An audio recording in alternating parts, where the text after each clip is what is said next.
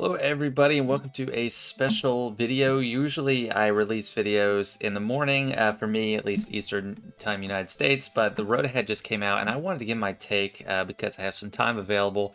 There's a lot here. It's mostly just about raids and a couple things about new characters with Tuskens, Cal Kestis, and other Fallen Order characters. So welcome to the road ahead. Okay, Tusken tribe.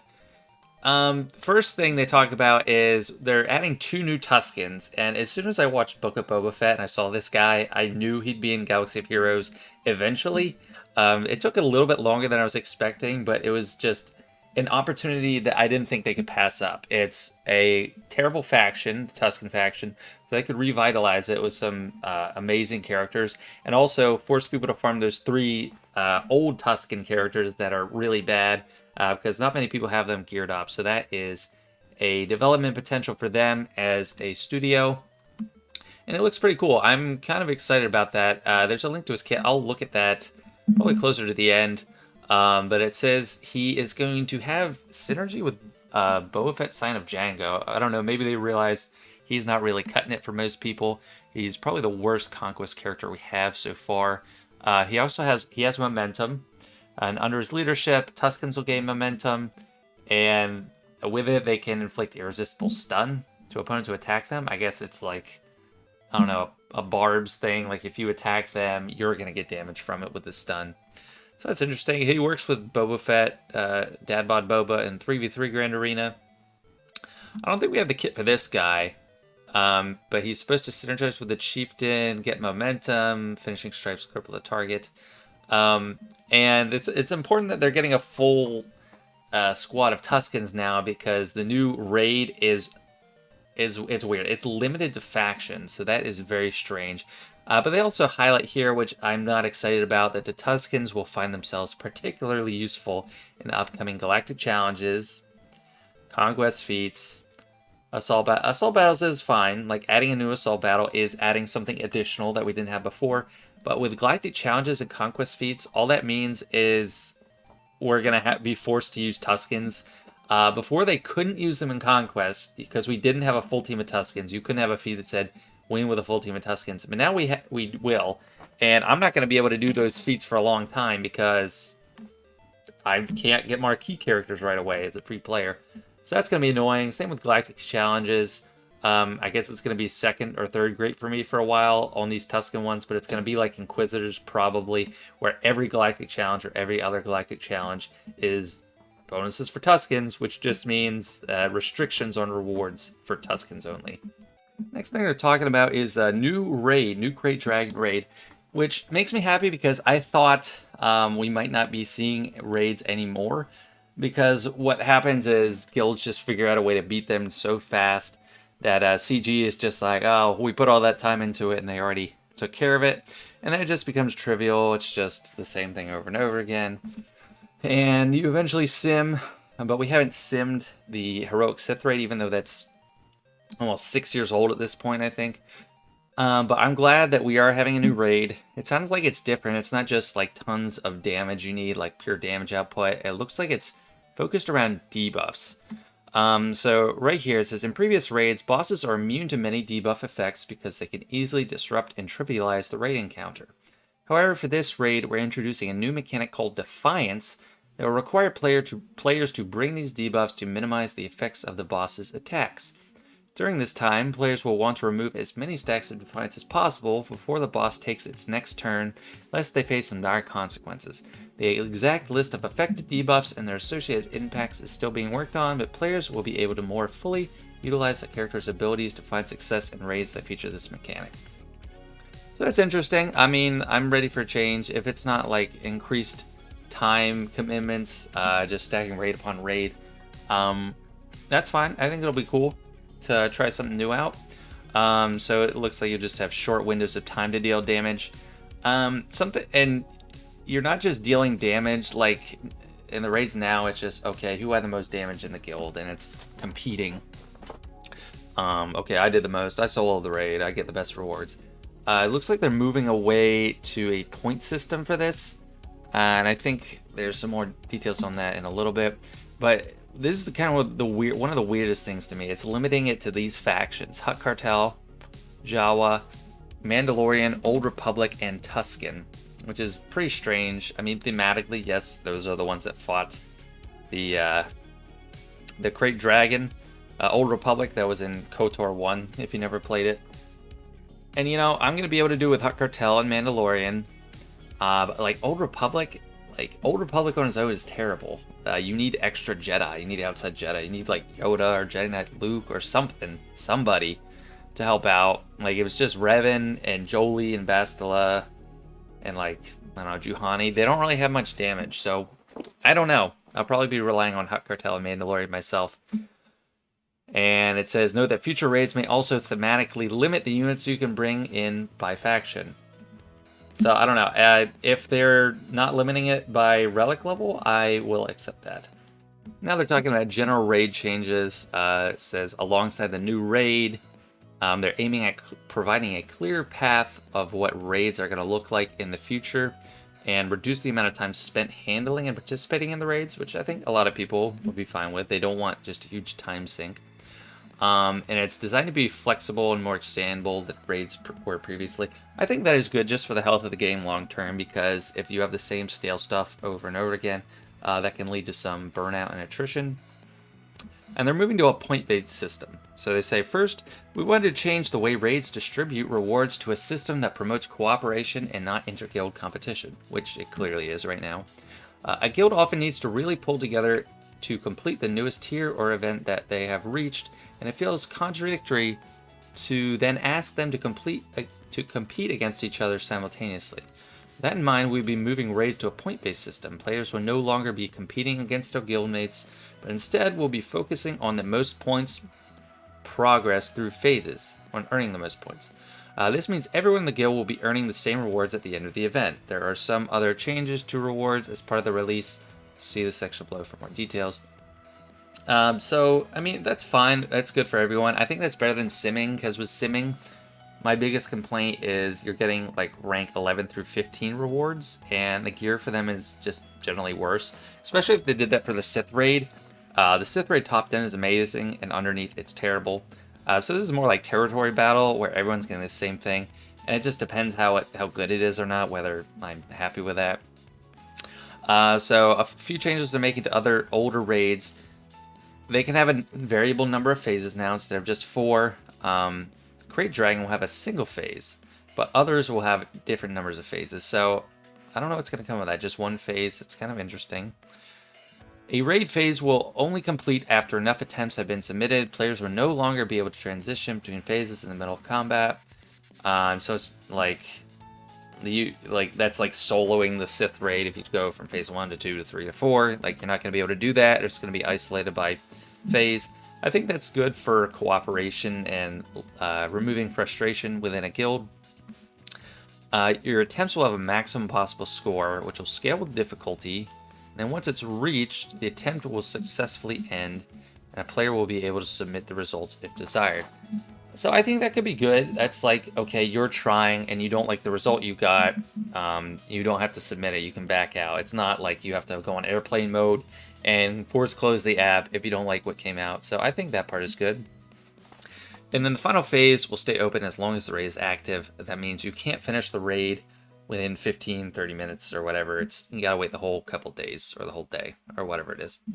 Here's where it gets to what I'm like kind of skeptical about. So they're moving it to a system where you can only run one raid at a time. They say we want to streamline the raid experience and not juggle different raids at a time. So they say somewhere that they got rid of simming. Raid simming has now been removed, as you will only have to focus on one raid at a time, and this does not make sense under a new system. Because of this new system, we did not add simming to a heroic Sith raid. So, like, I guess you can't sim the pit raid or tank raid. I don't know. Like, they say that they, like, integrate these raids, and the rewards all up top to the current raid you're doing, but I don't know. I'm skeptical. Like, that's a lot of stuff. They're gonna have to be giving out a ton of guild event tokens or whatever. They're adding a new currency, so we'll see what happens with that. In an effort to streamline inventory management, we've gone ahead and made raids have a single starting ticket which will be used to launch all raids past and future. There'll be one raid ticket to rule them all. Once this raid comes out, other raid tickets will be removed, and each guild will have the new ticket max so you can dive into the raid experience right away. So that's good. I mean, at least they max you out right away. But continuing with the reward system changes, with Crate Dragon and future raids, we'll be adjusting how you earn rewards. We no longer wanted players to compete. Okay, we already said that. There will be two different ways to earn rewards, a guild track and an individual track.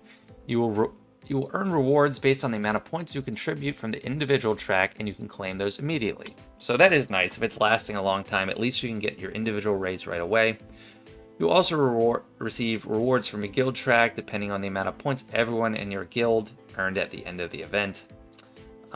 You will also earn rewards even if your guild is not completed 100%. So that's nice. It's not like you're a lower guild and you tried to do this raid and you didn't quite finish it, so all the effort you did is wasted. So that is good. I'm glad for that.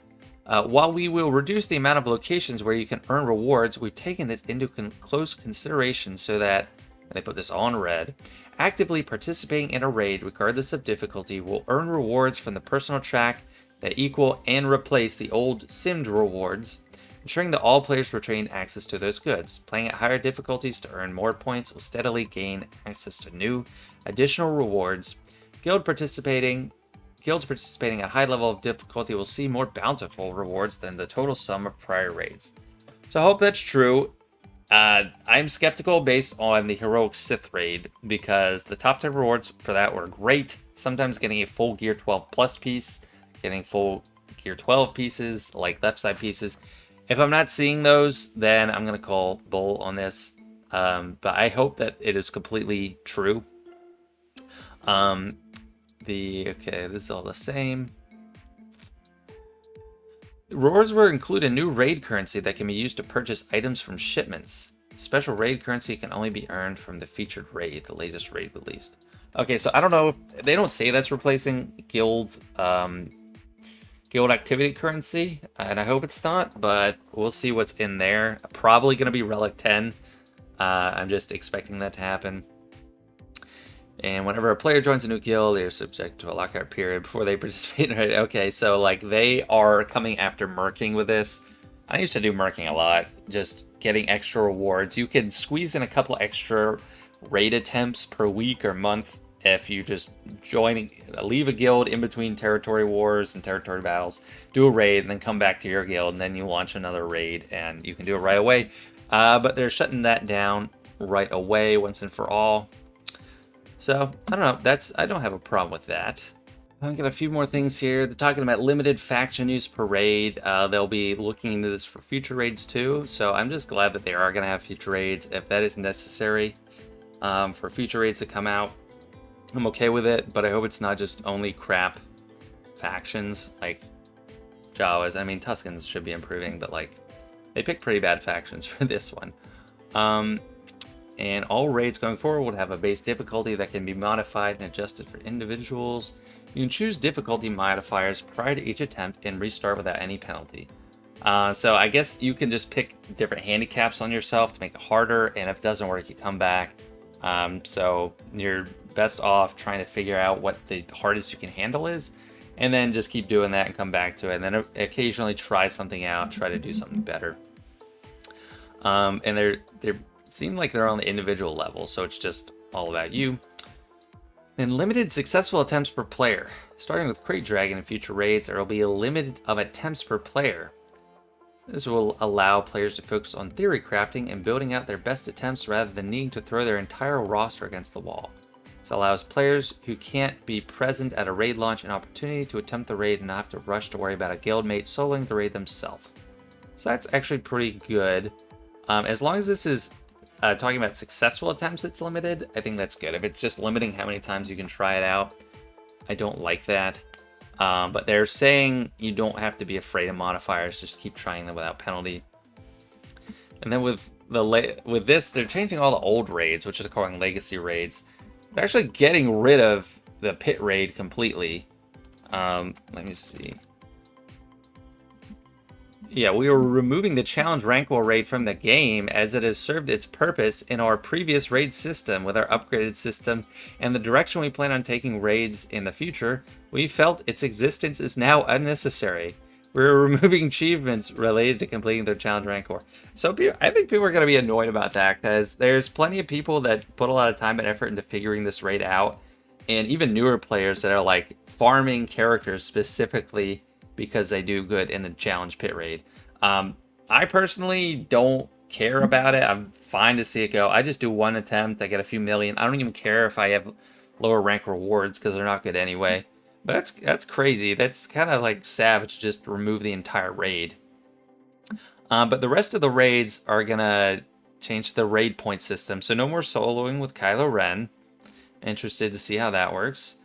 You'll have guild reward tracks. So they're just changing the reward structure. They won't have individual reward tracks, so just guild reward tracks. But you're only doing one raid at a time. So if you're in a later guild, you're not going to be doing that anyway. So I don't know the implication of this for newer guilds, but like that can really change the equation of what Galactic Legend to go for first, since having a GL that could solo the Sith raid isn't really a thing anymore, because if you're just limited to one phase at a time. And they removed all the difficulty tiers in the Sith raid. Now it's just normal and heroic. So like the tank raid, the pit raid. Yeah, they're gonna have a blackout period to facilitate the new raid system. So like 1 week before they release it, they're just gonna shut down raids for the whole week, which kind of sucks because you're not getting rewards. It says these events will not pay out rewards if they are canceled, but they're going to give you the maximum amount of new raid currency once it's over. Okay, so that's kind of nice. That's some compensation, but it's not the gear. And that implies that there's a cap on this raid currency. So I don't know, probably like 20,000 or whatever. Or like the conquest currency is much lower, but like each point is worth more. Raids will now run full duration. They can't be abandoned. Overhaul the event screen to include raids, and they're now accessible from the events table in the cantina. That's interesting. So you don't have to go through a bunch of hoops to get to it. You can just go to events. You can now view the guild info screen for your own guild. Actually, that's nice. Like I've always wanted to kind of see that myself, just to check out what's going on for us. So anyway, that's all for the raid. And here's something that a lot of people were excited for. I'm not a big Fallen Order fan. I haven't really played it all the way through, although I wanted to. My Xbox isn't working. I have it, but I haven't been able to play it. But they're bringing him out as a legendary character. He's going to be an unaligned Force user, and I think he's a Jedi too. It says Cal Kestis can be slotted into Jedi PvP teams, but he's also an unaligned Force user, so I don't know how that works. He's just both. I thought the point of unaligned Force user is so you didn't have to be a Jedi or a Sith. Anyway, it doesn't make sense. It's just how the game works. So they're bringing a few Fallen Order characters, Sere Junda, Marin, which again I'm not familiar with them. But I'm sure people will be plenty excited about this because they love Cal Kestis. It looks like it's going to be territory battle focused, and it says he has 3 dedicated Omicrons, which should be for territory battle. Yeah, I don't know. This territory battle, the combat missions aren't that lucrative as far as points, so I don't know how valuable that's even going to be. But they're going to be bringing out 5 new characters from the Jedi Fallen Order over time.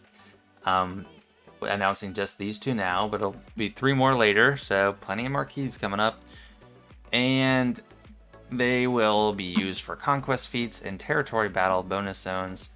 I never like to see new exclusive characters in conquest feats, but territory battles, that's fine. And they're going to have another road ahead in April, so a couple months from now, with more details about the raid. But for now, that's all I have about Cal Kestis. Yeah, it'll be interesting for sure. And now I just want to take a quick look at the Tusken Chieftain kit. It looks like it's all about dots, and looks like it should work pretty well on Tatooine. It's pretty simple. There's a basic, a special, a unique, and a leadership. The basic, it's just call a random other ally to assist, dealing 50% more damage, and Tuskens gain 2 stacks of momentum for 3 turns. So it seems like it's all allies, so they're getting momentum from that. Just the basic. It's a Zeta on the basic, which I don't know. I don't know if I care for that. It's probably the momentum thing. That's probably what the Zeta is. And then there's special, Token of Respect. Grant all Tusken allies protection up 60% for 2 turns. Spell all debuffs from them and reduce their cooldowns by 1. Okay, so helps them survive. Cleanses them and makes them do more stuff. And it's unique. Doesn't seem to be a Zeta. Whenever an enemy recovers health or protection, inflict a dot on them for 2 turns at the end of that turn. And whenever an enemy takes damage from a dot, Tusken allies recover 10% health. Tusken allies are immune to damage over time effects. So it's all about getting the dots on them. That helps you, heals you. You aren't not affected by the dots. So I think it seems like they'll just work really well if there's the Tatooine modifier. If you can just stay alive, which they should at least be able to keep their health high. They could just sit there and watch the other team die, either in a territory battle or a galactic challenge. And then there's leader ability. Whenever an enemy gains bonus turn meter, grant Tusken allies 1 stack of momentum for 3 turns. Tusken allies gain 20% defense and tenacity for each stack of momentum on them. And whenever a Tusken ally is targeted by an enemy and they have at least 10 stacks of momentum, remove all stacks of momentum, stun all attacking enemies for 1 turn, it's pretty good, which can't be resisted, and the targeted Tusken ally takes a bonus turn. That's pretty cool. For each stack of momentum removed this way, there's a 20% chance, plus 5% for per relic amplifier level, max 50%, to inflict a stack of damage over time on each attacking enemy for 2 turns. So yeah, it really just seems like it's all about dots and momentum, so like, you're getting defense and tenacity from momentum. You're healing from dots. It looks like it's just a war of attrition, hoping they die from dots. Because unless the Tusken Warrior brings a lot more damage, they don't have much damage going on to them. It's just, okay, can we stay alive and let them die from dots? So probably limited applicability for this faction so far. And their Omicron is 3v3. Boba Fett, Sign of Django, counts as a Tusken. His payout gets activated, and he can't lose momentum sacks. So that'll make him good. I mean, I don't know if I'd apply this just for 3v3 with him, but that's the whole thing. That's his kit. They don't have the kit for the Warrior.